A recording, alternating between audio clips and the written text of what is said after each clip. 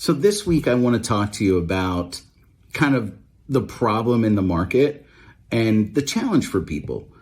The challenge is that the properties are starting to become more. We've doubled inventory. The problem is the rates have gone up. They've doubled.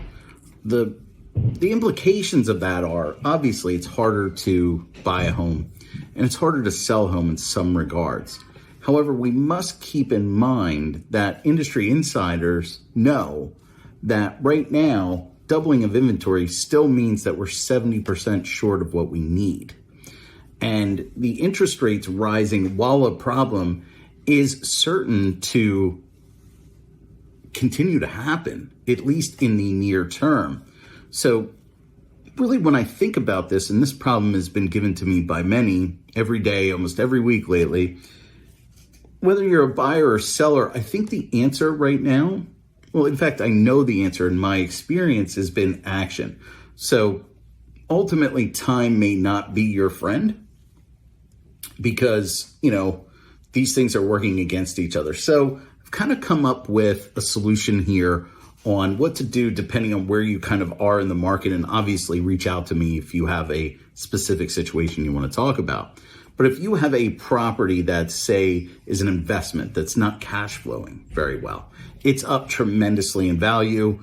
Obviously, there is some downside risk. I don't see much, but could be a time with the lowest capital gains we've ever seen to cash out on that property. If your tenants are moving out, your lease is ending, now may be a great time.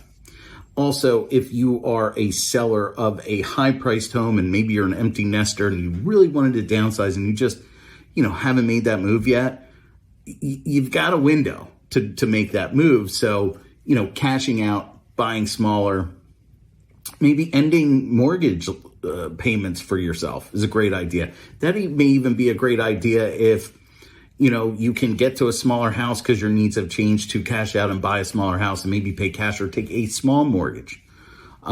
If you're a buyer and you don't own a home, you should really think about buying a home, because the reality is you're going to pay your lender's mortgage or your mortgage. It's just a matter of, are you going to get anything back? And, if interest rates go up, you're locked in. If they go down, you can refinance in 6 months. If house values go down, you're not selling. If house values go up, you'll be happy. There's just so many things that can happen there, but just about all of them are better than renting if you have a 5-year timetable. If you want to upgrade, that's a challenge right now. I'll be honest, that's a super challenge. But if you need to move up because you don't have enough room, consider doing it. Because remember what I always say and what I always want to be a message is real estate is about time, not timing. So every time we talk about these timing questions, they really are preceded by time. Meaning if you don't own that investment property for 5-10 years, in more normal markets, obviously in the last couple, it could have been profitable, then you don't have the equity to sell, or you don't need the money or whatever. But time, not timing. So if you just need to make a move, if you want to make a move, if you're scared to make a move, think about the time aspect versus the timing, because my mortgage 2 weeks after September 11th was just under 7%. That house is worth triple what I paid for it today. So time, not timing. If you want to make a wise decision, I'm always here for you.